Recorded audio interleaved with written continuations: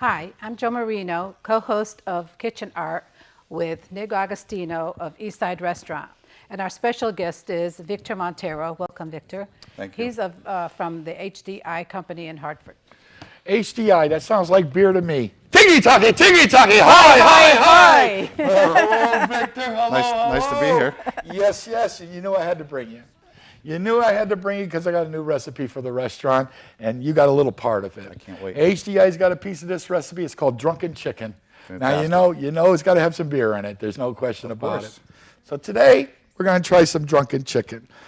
I started this recipe because I had to find something that I want to serve with my happy hour. As far as going out at the bars, the local bars, to see what they're doing, and a lot of them are doing the chicken wings. And I mean, we got a Plainville bar. We got a bar in Plainville that does more chicken wings during the Super Bowl than you could ever imagine. I mean, ridiculous numbers. Sure. And people love it. And they're cooking 3 days in advance, getting double deliveries, and they're able to produce them. So I kind of looked at that and I said, well, that's the market for happy hour, chicken wings. Well, of course, I went to Germany. I always do. I do business over there with some good friends, and I'm over there, and take me to a happy hour. Well, come to find out, their happy hour starts at 10 o'clock, and that's in the morning. But I went to see what they were doing after work. Yeah. They got out of work at 4 o'clock. Where do they go? What do they want to do? And this place was doing it. It was called Drunken Chicken, but they had a different name for it. They was cooking a half a chicken in a beer, giving you German potato salad, giving you a biscuit, and gave you a great price. Like if you ordered 12 wings over here, I can give you a whole half a chicken for just about the same price. So what I did was I looked at the recipe, I came back, I tested it a little bit, and then I came up with this recipe. And it's a whole half a chicken, and it's a 2.5 pound bird. That'll give me a nice size to go with it. And then I like to cut it right down the back because I really don't care to use that bone there. I usually like to save that bone for my stews and my stocks. And then we'll go right down. And that'll take off the place. Then we're going to break it open right here, and we'll get this piece right there. And you know, I never use rubber gloves. I really don't. I wash my hands very, very well. Then? You want to know something? I got a remark. At home. I got a phone call saying, Jesus Christ, Nick, you're a health man, health department worker. You should use rubber gloves. So I listened to him. So now, here we go. We got two nice half of chickens, and they're ready to go right on our pan. Now, I go to the supermarket, and I have the butcher do that for me, so I never have to do that. Exactly. Well, we are doing about 60 of them a week. Wow. So they'll send us the bird, whole bird, and then we break them down. And this is, I didn't have them already butchered at the restaurant. I said, give me one whole. I want to try butchering it on TV. I used to butcher a ton of these. I wouldn't be able to do it. So basically, we're going to bring this over right to here. And we're going to start seasoning. Let's see what we're going to do. Okay. First of all, I like dry mustard. I take it, the dried mustard, and go. And I'm not too stingy on it. But I do get it a nice rub. I want that right in there. Then, of course, I like to go to the black pepper. And I like black pepper on chicken. Usually I use a lot of white pepper in my cooking, so you can't see it. When I'm doing a rub, and this is really a rub, I'm just putting it on individually for you, I'm going to do a black pepper. I'm going to hint it with a granulated garlic. And when I say hint, we're really not into the garlic. We do want a little bit there. And then we're going to go into the sea salt. I like to kick it up. Sea salt always has it breaks down better and always has it's a little bit better, but you really don't want too much. You really just don't want too much. Is it saltier? Or? Yeah, it's a tang. It'll kick it in and then it leaves quickly. Ooh, it's salty. Ooh, it's not. So that's kind of more or less what I try to say, is that it'll come on real strong, and then the next thing, sorry for getting out of the screen, I just want to get rid of that. So now we're here with the salt. So now we want to go to the next item, which is going to be the paprika. Paprika will get it look golden brown for us. Plus, they say paprika doesn't have that much of a flavoring. Bull crap. No, it paprika does. does have It a does, very definitely. good flavoring. And if you use it right, It really, and you got to buy good paprika too. Right. So don't think you're going to, and paprika goes old. Right. So once it goes old, if you keep it on the shelf for a few months, go get new. It's not that expensive to get good paprika. I keep it in the fridge. Okay. Yeah. You must use a All lot. the to I do. I do. You must use a lot to keep. Yeah. I use a lot of spices with my And cooking. of course, we always hit it there. What is that? Is that That's parsley. Parsley. Always fresh parsley. I always chop my parsley. I always like fresh parsley. And that always brings out the flavor. Now this is yours. that's the most important part right there. This is the beer. This is what does it all. And right as we're cooking it, we're going to cook it twice now. First time, we're going to cook it with beer in the pan. And I don't put it on top. I wanna put keep it, the seasoning. yeah, that's right. Not only that, we want the golden brown look, beer will take that away. But I'm going to tell you what the beer, I actually, after I did this and wondered why they wanted to cook in a beer, it actually gave a malty taste. And the beer malt actually gives a buttery taste. So now you're eating a roasted And it chicken. tenderizes it too, doesn't it? And a little bit of tenderizing is the alcohol in it, the little bit of proof that's there, but it has a malt taste to it. Yeah. And it really tastes malty, and it gives that buttery taste to the chicken. So when you're eating the chicken in the skin, the whole flavor's got buttery as long as strong chicken. You don't really taste the beer. The beer Right. turns over, the alcohol steams away, and you get a buttery. What type of beer are you using? I'm using Spot and Lager. Yeah, only the top, you know. I'm not gonna, I went to Spot and Lager first. I did try a Pilsner, and it didn't have the malt taste as strong as a lager did. And so I went to lager. Didn't have to go dark beer. I was That would satisfied probably with be the too lager. much if it was dark. I don't know. I didn't try it, tell you the truth. I went to Pilsner, went to lager, liked lager, and stopped there. Perfect. And didn't go any further as far as testing the ambers or Maybachs. But now the key here is we want to cook it slowly. Now we want to put it in the oven. We want it at somewhere around 310 degrees because we don't want to cook it too fast. We're not really looking to get the golden brown now. We're just looking to get the steam and the flavor up into the chicken, up into the flavorings that we have there, to make a skin that the next time we cook it with beer, it's going to crisp up for us and give us all the flavor we want. So now what I'm going to do is put this in a slow oven. My oven, about 310 degrees, time about anywhere between 55 to an hour and 10 minutes. Now, do you cover or not? Just like that? No cover, No just cover. like Okay. that. 110, you're not going to get too much of a golden brown. Okay. You're gonna, and when you know it's done, is either when the skin will crack for you, or most of the beer juice is gone. And you got to make sure you got enough beer juice. I'm looking at it somewhere around 1/4 of an inch to 1/2 an inch. So now we're waiting for this thing to steam up into the beer. We're getting the beer drunk right now. Yeah, pretty The chicken soon- drunk. Yeah, it's going to see double and feel single, right? Nothing wrong with that. So now we're watching this chicken going up, and it's going to be steamed with this beer inside there. Right. So when it's done cooking, we're going to let it cool, and we're going to have it after it cools, and we're going to have chicken that looks just like this. This is how it ends up. It's cooked in beer, it's roasted, it's puffed. Look how it's really actually puffed, and it's got a little of that paprika color to it. So the next thing that we're going to do is we're going to go, and after it's cooled, all of a sudden you look up at the order sheet, and there's 3 people eating upstairs, 3 drunken chicken. So this is nice and cool, just ready to go. Now we take this again. Okay. Now we're going to pour it in again. We're going to give it another 1/4 of an inch. And then we're going to throw it right in the oven again. Once we throw it in the oven, this oven is not 310 minutes, 10 degrees. This oven is somewhere around 400 degrees. Wow, so it's going to crisp. That's right. Now we want a little crack in this chicken Yeah. butt. But that's what we're looking for, is to get some texture and some taste to our skin, some beer flavoring coming up. We want the chicken to be able to fall off the bone. Okay. We want it where when we're eating it, it's very tender, very juicy, and off the bone. Initially, how long did you cook it?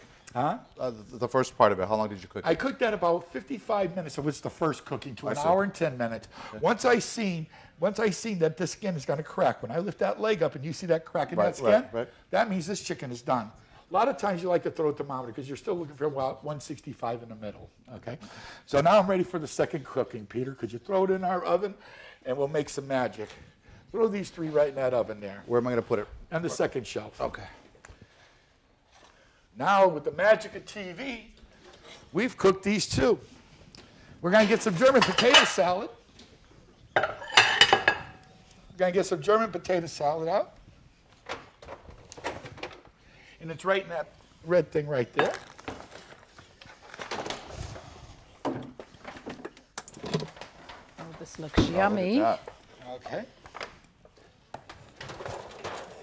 Well, That looks yummy. now, golden brown, coming out, ready to go, ready to serve. Half a chicken. Half a chicken.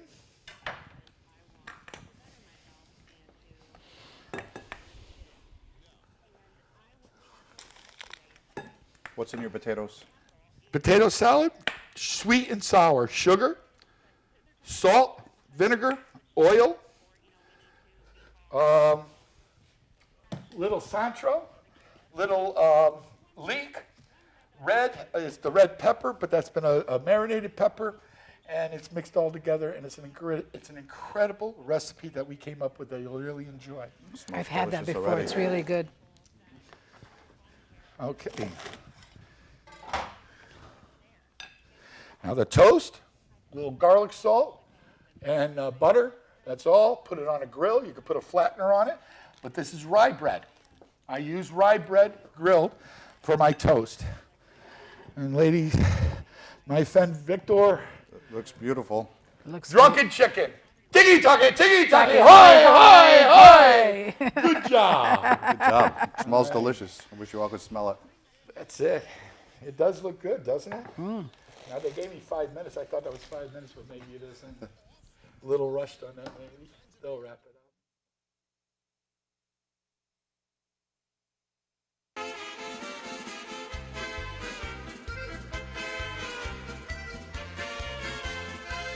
Well, hello and welcome to the second portion. And today, Diane, please bring over the drunken chicken. Can't wait to taste it. I can't either. Joe, I told you this was the winner of the day I wanted to do with you. Enjoy. And we're going to enjoy Looks this. great. Looks, yeah, looks You want to know great. what'll go good with this? Smells great. Hinkle sparkling burgundy wine. Ooh. And that's what we got today. And the only reason we got sparkling wine, because we couldn't get beer on the show. That's a disappointment. I'll let it go at that. But basically, we're going to try this, but I do want to talk about amount of beer that was sold at last year's Oktoberfest, and I really like to bring this up. And they're telling me it was 147 barrels, Victor. Last year was 147 barrels. So Wow. it was an amazing event. Obviously going to continue to grow. And the basis of understanding the event, and this is what I got out of you, was you came down last year, you spent all 3 days with me.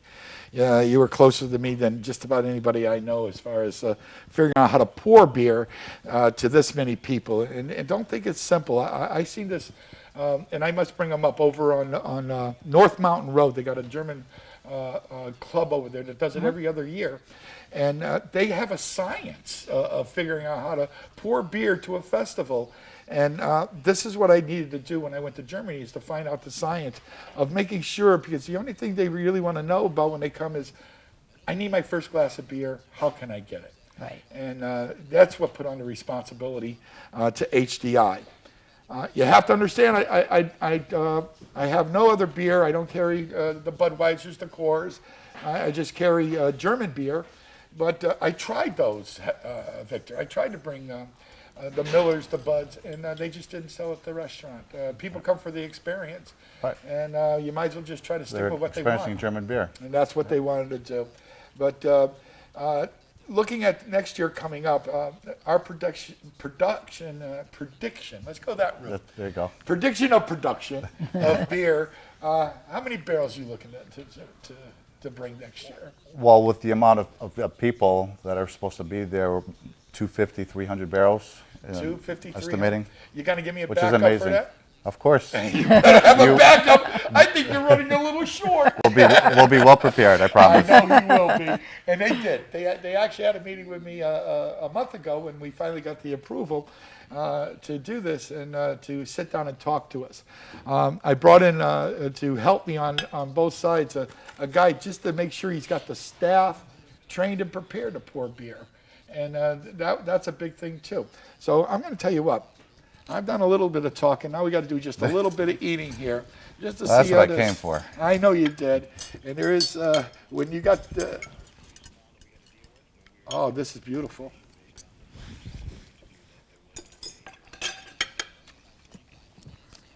Diane, how about the Really champagne? good. Tastes wonderful.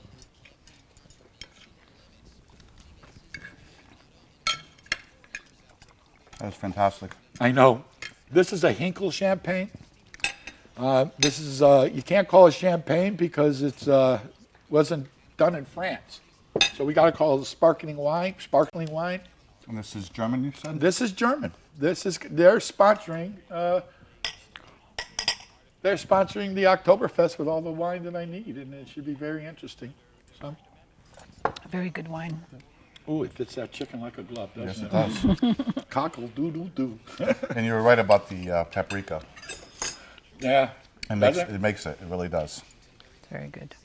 Now, what other type of wine do you sell? Just that one type? We just have Tavernello at the moment. Tavernello? Right. The majority of our business is all beer. And there's different types. I mean, you know, within that brand. Of Tavernello, there is a Pinot Grigio, a Sangiovese, a Bianco, and a Rosso. Oh, okay.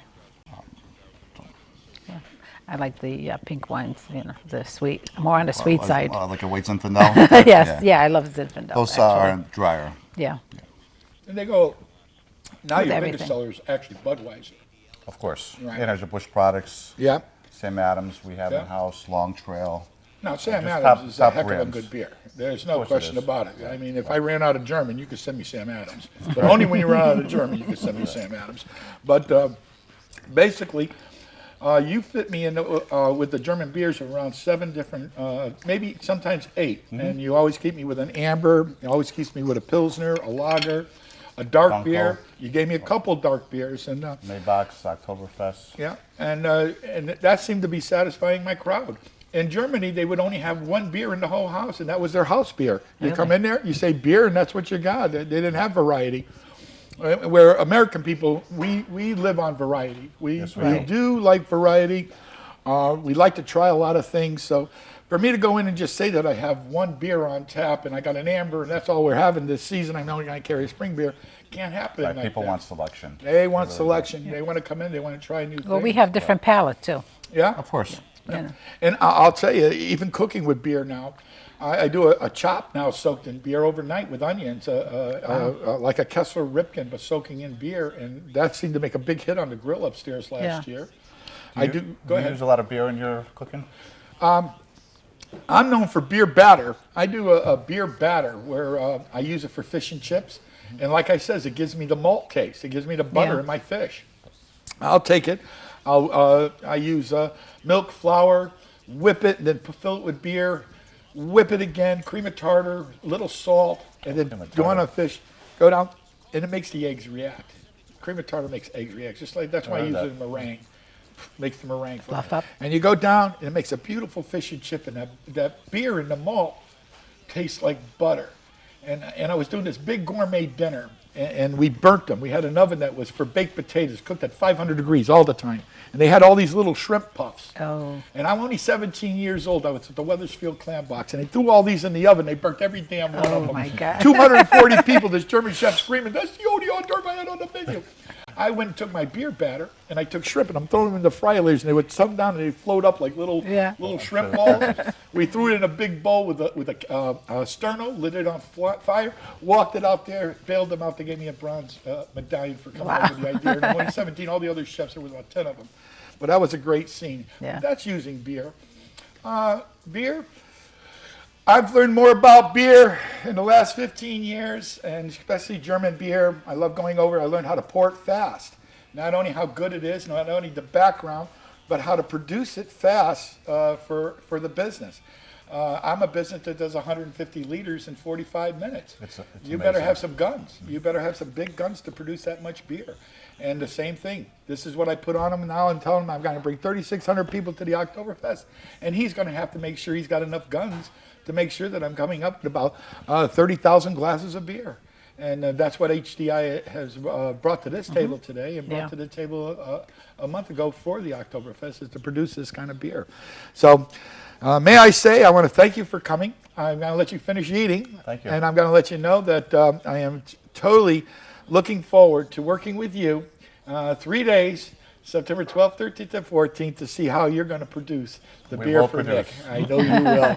Victor, thank you so, was a so, pleasure so being much. here.